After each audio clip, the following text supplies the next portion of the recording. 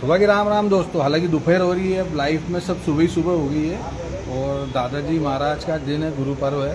तो देर है अंधेर नहीं। कल एक प्रकरण हुआ था खाद्य अधिकारी का, विधायक प्रतिनिधि से झड़प हुई थी, जो गांव के कचौड़ी व्यवसायी को डराया जा रहा था। और आज दूसरी चीज हो गई, सीएचओ ऑफिस में एक बाबू रंगे हाथ रिश्वत लेते पकड़ा है।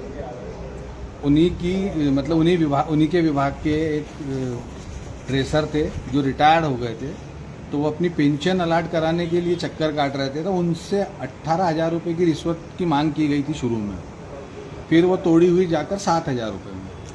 तो मेरा सिर्फ एक सीधा सा एक सवाल है कि सीएचओ ऑफिस में, बगैर सीएचओ में, जो सीएचओ साहब है हमारे, उनके साइन के बगैर तो कोई चीज़ अलाट हो ही नहीं सकती, चाहे पेंशन हो चाहे कोई भी बिल हो।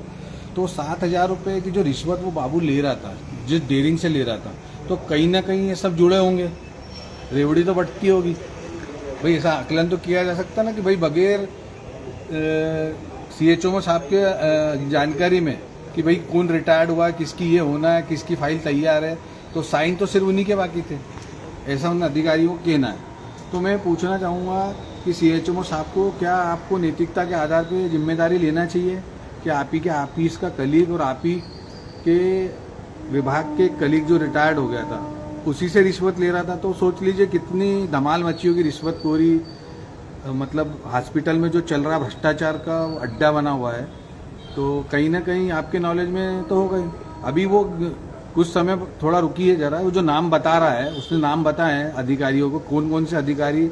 बोले 7,000 रुपये में से मैं इनको पैसे बटते हैं। और वो जो फरियादी, उसका कहना है कि मेरे को तो बोला था तुम मेरे साथ चलो, तुम तुम्हारे हाथ से बांटना और ज़्यादा लगे तो फिर तुम्हारी जेब से देना, ऐसा उन लोगों का कहना है।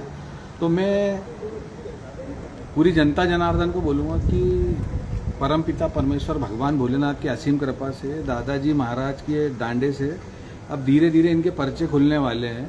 तो मैं आपको विश्वास दिलाना चाहता हूँ, देर सही बल्कि कार्य होगा।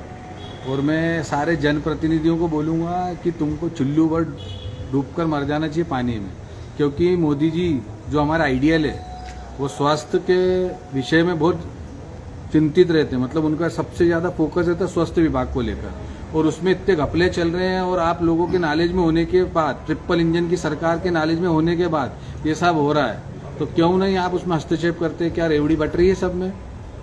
आपको लगेगा कि ये कुछ भी बोला करता, लेकिन सत्यता यार बहुत जल्दी बहुत सारे पर्दाफाश होंगे, उस चीज़ का इंतजार करना। अंत में मेरी बात को मैं विराम दूंगा। मुझसे बोलने में कुछ भूल चुकी तो माफ़ करना।